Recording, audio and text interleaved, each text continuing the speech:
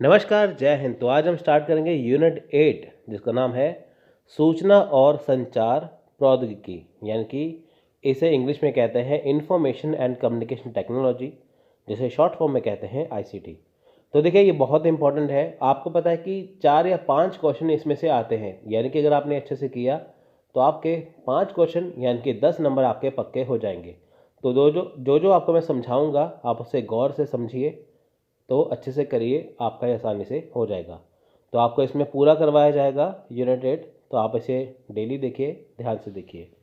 तो देखिए, सबसे पहली बात है कि देखिए, मैं आपको एक सिंपल सा शॉर्ट फॉर्म बताता हूँ कि सूचना संचार प्रौद्योगिकी है क्या।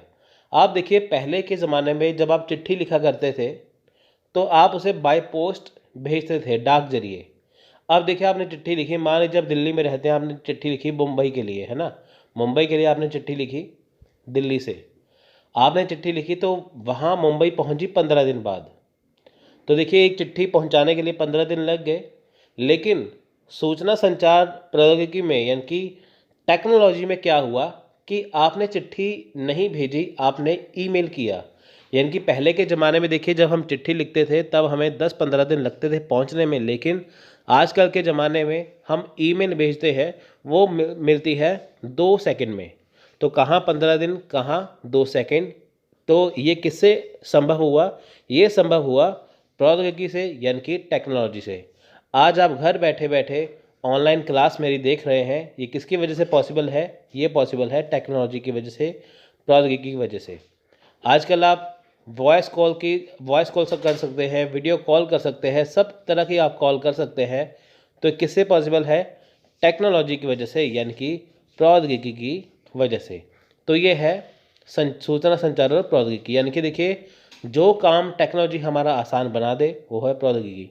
देखिए, आजकल जो आपका स्मार्टफोन है, जो आपका मोबाइल फ़ोन है, स्मार्टफोन जिसे कहते हैं, तो वो उसके अंदर देखिए कंप्यूटर की सारी चीज़ें होती हैं। आप उसमें देखिए यूट्यूब चलाइए, गूगल चलाइए, आप जो मर्जी चीज़ को इसमें देख सकते हैं। आप इसमें लाइव टीवी देख सकते हैं, है ना। तो ये किससे पॉसिबल हुआ? टेक्नोलॉजी से। तो यही है सूचना संचार प्रौद्योगिकी। तो इंट्रोडक्शन मैंने दिया, अब हम इसे डिस्कस करते देखिए। अब देखिए, 21वीं शताब्दी का युग सूचना संचार क्रांति का युग है। 21वीं शताब्दी मतलब जहाँ पे हम इस वक्त रह रहे हैं। वर्तमान समय में 2G, 3G, 4G की सुविधा से भी अधिक अत्याधुनिक 5G की तकनीक का उपयोग करके वीडियो कॉन्फ्रेंसिंग, टेली कॉन्फ्रेंसिंग इत्यादि के माध्यम की सहायता से पूरा विश्व एक छोटे से यंत्र में आ गया है। छोटा सा यंत्र मतलब आपका स्मार्टफोन। पहले देखिए 2G था, जी का मतलब होता है जनरेशन, सेकेंड जनरेशन इनकी 2G, 3G मैंने थर्ड जनरेशन, 4G इनकी फोर्थ जनरेशन। देखिए, अभी तक 4G है, 5G अभी तक नहीं आया, 5G की तैयारी है, जो कि अधिक अत्याधुनिक है। तो इससे क्या है, 4G का इस्तेमाल करके देखिए होता है कि इंटरनेट इतनी स्पीड से चलता है, तेज़ी से चलता है, जिससे वीडियो कॉन्फ्रेंसिंग होती है, आप वीडियो के जरिए बात कर सकते हैं। टेली कॉन्फ्रेंसिंग होती है, आप फ़ोन पे बात कर सकते हैं। तो इससे क्या है कि जो आपका पूरा दुनिया है हमारी, वो हमारे छोटे से यंत्र में आ गई है, हमारे मोबाइल में आ गई है। मोबाइल छोटा यंत्र है, इसके ज़रिए आप पूरे देश विदेश से कनेक्ट हो सकते हैं, है ना। पूरे देश विदेश की, पूरी दुनिया की खबरें आपको यहाँ से पता चलेगी। तो ये किससे पॉसिबल है? प्रौद्योगिकी से, यानी कि टेक्नोलॉजी से। अब देखिए, इससे वसुधैव कुटुंबकम अर्थात पूरा विश्व एक परिवार है की स्थापना हुई है। देखिए, ये इसका बहुत इंपॉर्टेंट है, ठीक है। पूरा विश्व एक परिवार है, यानी कि देखिए पूरे वर्ल्ड की नॉलेज आपको यहाँ पे मिलेगी, पूरे विश्व की वो चीज़। सो देखिए, सूचना एवं संचार प्रौद्योगिकी का संक्षिप्त रूप में आईसीटी कहा जाता है। सूचना एवं संचार प्रौद्योगिकी उन कार्यों के लिए इस्तेमाल किया जाता है जो इलेक्ट्रॉनिक माध्यम से प्रेषण, संग्रहण, निर्माण, प्रदर्शन या आदान प्रदान में काम आते हैं। शिक्षा व्यवस्था को अधिक सुचारू, सुलभ, आकर्षक, मनोरंजक तथा प्रभावशाली बनाने में इन उपकरणों की विशेष भूमिका है। आप देखिए, शिक्षा को अधिक सुचारू रूप से होता है ना। अब देखिए, सूचना से क्या है, आप हर एक चीज़ को काम आसान कर सकते हैं, आदान प्रदान कर सकते हैं। देखिए, लाइव क्लास होती है, आपको टीचर वहाँ पे पढ़ाते हैं, है ना। शिक्षा व्यवस्था में देखिए बहुत काम सुलभ हो चुके हैं। सुलभ मतलब आप घर बैठे हैं, घर बैठे आप तैयारी कर सकते हैं। जैसे देखिए कोरोना काल आया, वहाँ पे क्या था, सभी स्कूल कॉलेज बंद हैं, आपकी ऑनलाइन क्लासेस चलती हैं, यानी कि पढ़ाई रुकी नहीं है। घर बैठे बैठे आप सारे काम करते हैं, सुलभ हो गया काम। तो इससे क्या है, ये आकर्षक भी है, ये मनोरंजक भी है। मनोरंजक कैसे, अब देखिए आप कोई भी वीडियो देखते हैं, मान लीजिए कुछ भी देखते हैं, तो आपको उसमें तरह तरह की चीज़ें देखने को मिलती है ना। आकर्षक देखिए, जैसे देखिए इस लाइन को देखिए, ये येलो कलर में है, पीले रंग में, ये लाल कलर में है। तो ये क्या है, आपको आकर्षक है, जैसा कि बुक में नहीं होता। तो इससे आपको क्या है, पढ़ने में मज़ा आएगा। तो ये किसकी वजह से पॉसिबल है, टेक्नोलॉजी की वजह से।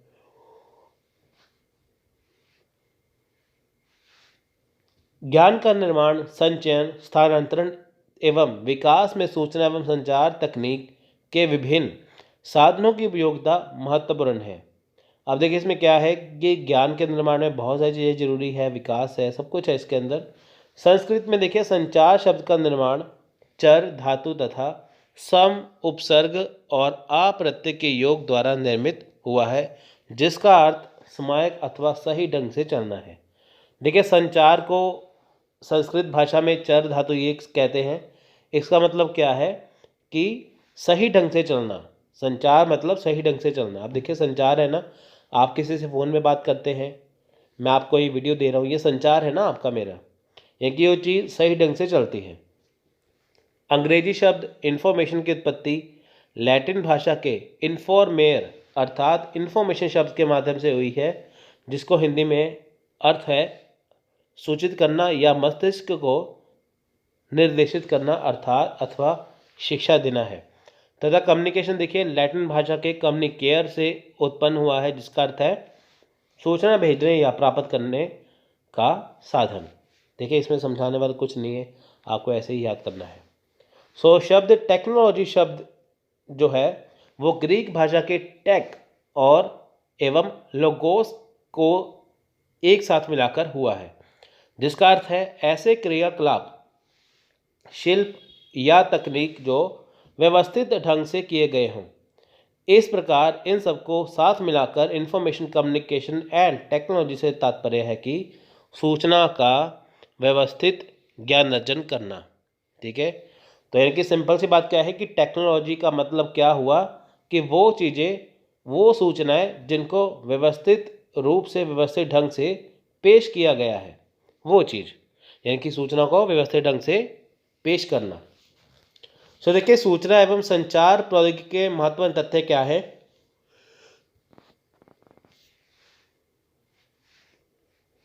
Important facts of information and communication technology. देखिए वर्तमान युग सूचना एवं संचार प्रौद्योगिकी का युग है, जहाँ संपूर्ण विश्व किसी न किसी स्वरूप में एक दूसरे से जुड़ा हुआ है और अपनी बातों एवं विचारों को बिना किसी संकोच के सभी लोगों तक पहुंचा रहा है। अब देखिए होता क्या है कि जो आज का समय है, वर्तमान युग जो है वो सूचना संचार का युग है ना, कम्युनिकेशन का, टेक्नोलॉजी का युग है। और यहाँ पे देखिए कोई ना कोई जो विश्व है, जो पूरा विश्व है, पूरा विश्व एक दूसरे से जुड़ा है किसी न किसी रूप में। तो इससे है क्या, बिना संकोच के देखिए आपके पास सारी चीज़ें पहुँचती है। देखिए आप यहाँ बैठे, आपके दोस्त फॉरेन कंट्री में, कोई अमेरिका में है, कोई कनाडा में है, कुछ इंग्लैंड में है, तो आप उनसे देखिए घर बैठे बात कर सकते हैं, आप उनको वीडियो कॉल कर सकते हैं, फ़ोन पे बात कर सकते हैं। तो ये क्या है, वो आपसे जुड़े हैं ना। तो इससे क्या है, जैसे देखिए यूट्यूब है ना, तो देखिए यूट्यूब पूरी तकरीबन हर एक पूरे संपूर्ण विश्व में है। आप देखिए अगर आप यूट्यूब चलाते हैं, अगर आपको कोई प्रॉब्लम आए तो आप उनसे हेल्प ले सकते हैं। तो वहाँ पे अमेरिका में बैठे बैठे वो आपकी यहाँ पे हेल्प कर देंगे। तो ये क्या है कि वो आपसे जुड़े हुए हैं। विचारों के आदान प्रदान की प्रक्रिया, यह प्रक्रिया इतनी सरल कभी ना थी। यदि हम प्राचीन काल से जानने का प्रयास करें तो हमें पता चलता है कि उस समय संचार की प्रक्रिया काफ़ी कम हुआ करती थी। अब देखिए पुराने ज़माने में देखिए कबूतर के मुंह में चिट्ठी लगा के उड़ाते थे, तो वो वहाँ पहुँचता था। यानी कि संचार का जरिया क्या था, कबूतर था। लेकिन देखिए वो बहुत कठिन प्रक्रिया थी। आजकल क्या है कि संचार की प्रक्रिया बहुत आसान हो चुकी है। अपना मोबाइल फ़ोन उठाइए, फ़ोन करिए, बात ख़त्म। तो देखिए कहाँ कबूतर के ज़माने से कहाँ हम पहुँच चुके हैं मोबाइल तक, स्मार्टफोन तक। तो किसकी वजह से हुआ? टेक्नोलॉजी की वजह से। लोग अपनी बात पहुंचाने के लिए एक स्थान से दूसरे स्थान तक जाते थे और यह अनिश्चित होता था कि वे अपनी आवश्यकता अनुसार दूसरे लोगों के साथ संचार स्थापित कर सके, जिसके कारण लोगों को अपना निवास स्थान सदा के लिए छोड़ना पड़ता था। बाद में बढ़ते सामाजिक विकास के दायरे ने सूचनाओं के स्थानांतरण हेतु विभिन्न माध्यमों का विकास किया, जिसमें दूतों अथवा संदेश वाहकों द्वारा अपनी बात को दूसरे पक्ष तक पहुंचाया जाता था। तो देखिए होता क्या था, जब भी लोगों को बात पहुंचानी होती थी एक स्थान से दूसरे स्थान तक, तो अनिश्चित होता था कि वो उनसे संचार कैसे स्थापित करेंगे। यह कि कोई निश्चित नहीं था, है ना। मान लीजिए दिल्ली से मुंबई आप जा रहे हैं, वहाँ पे अगर आपको किसी को ढूंढना है, अगर आपके पास उसका एड्रेस नहीं है, पता नहीं है, तो आप उसे कैसे ढूंढेंगे? अगर आपके पास फ़ोन नंबर है तो आप ढूंढ लेंगे। मान लीजिए फ़ोन भी ना हो, तो फिर आप उसे कैसे ढूंढ पाएंगे? तो इसलिए होता क्या था, कई बार अपना निवास स्थान भी सदा के लिए छोड़ना पड़ता था। लेकिन उससे क्या हुआ कि जो हमारा समाज विकास हुआ, है ना, सामाजिक विकास हुआ, वहाँ पे क्या था, विभिन्न माध्यम आए, दूत आए, संदेश वाहक आए। दूत होता है कि जैसे आपका जो मैसेज है, जो संदेश है, कोई लेके जाता है ना, दूसरे पक्ष तक पहुँचाया जाता है वो चीज़। तो उससे क्या हुआ कि आपकी बात, फिर आपको अपना निवास स्थान नहीं, आप अपने घर बैठे किसी को भेज सकते हैं वहाँ पे। तो आपको खुद जाने की जरूरत नहीं है, खुद अपना घर छोड़ने की जरूरत नहीं है।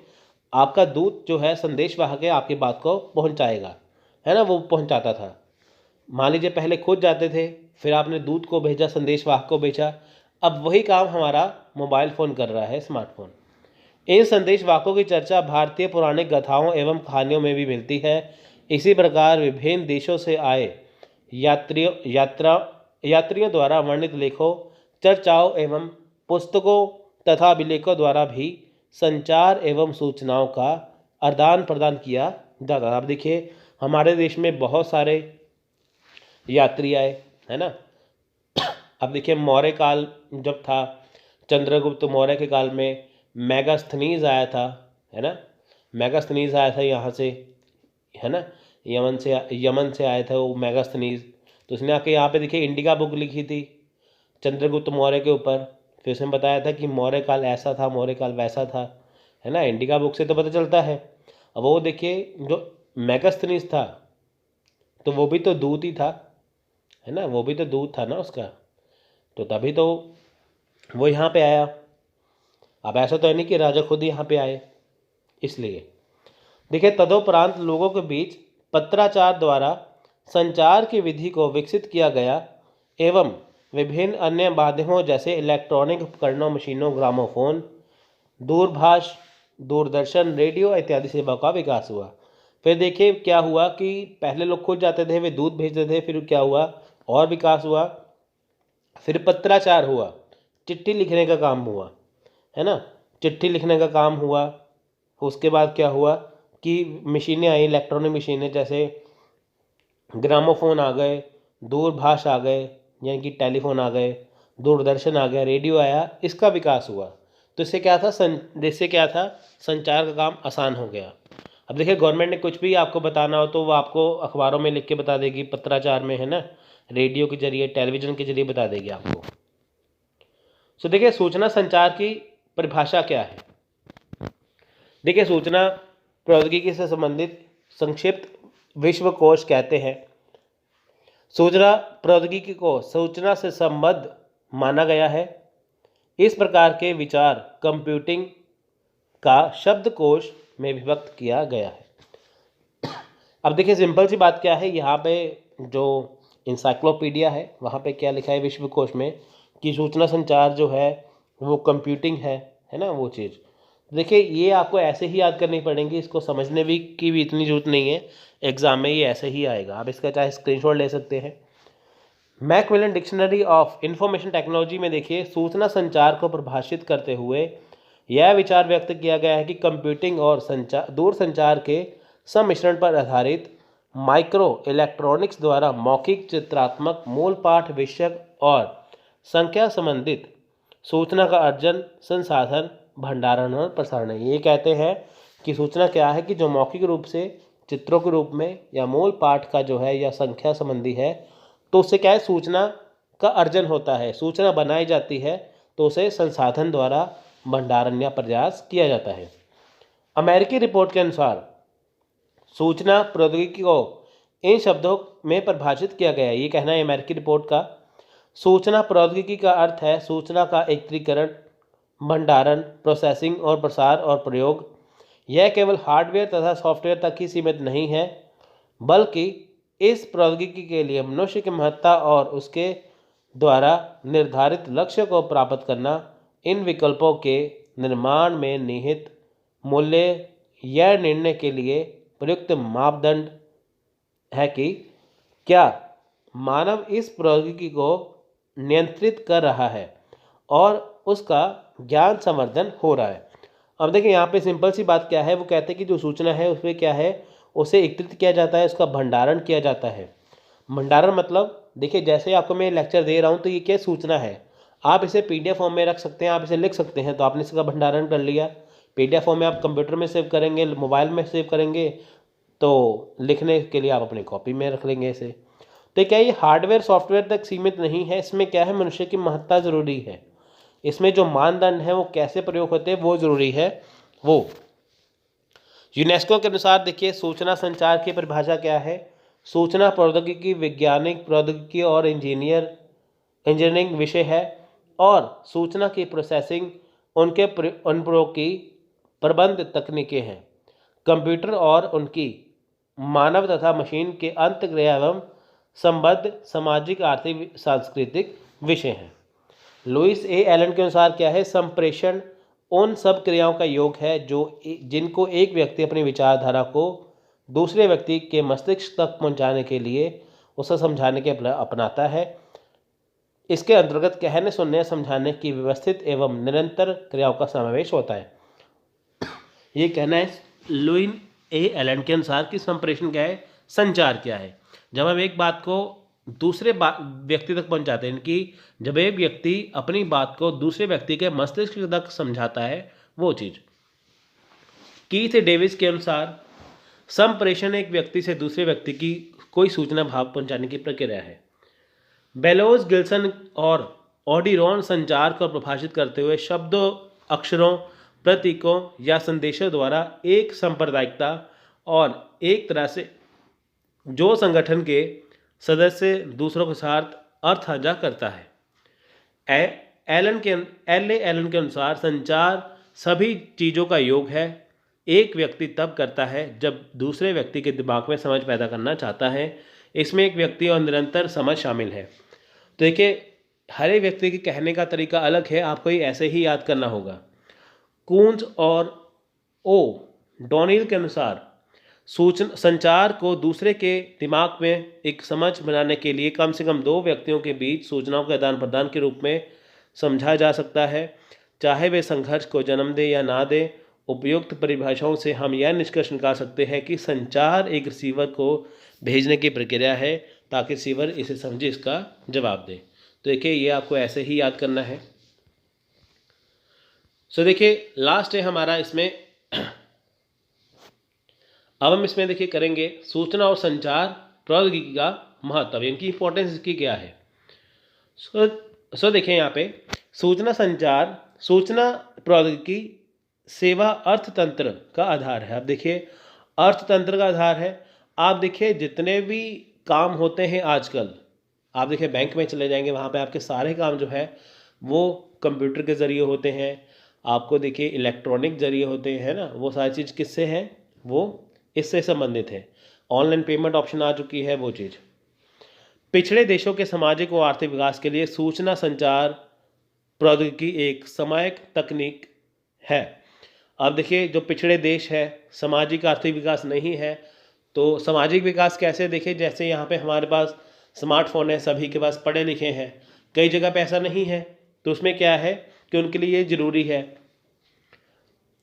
आर्थिक विकास नहीं है, उनके लिए ज़रूरी है। इनकी जो गरीब देश हैं, गरीब जनता को सूचना संपन्न बनाकर ही निर्धनता का उन्मूलन किया जा सकता है।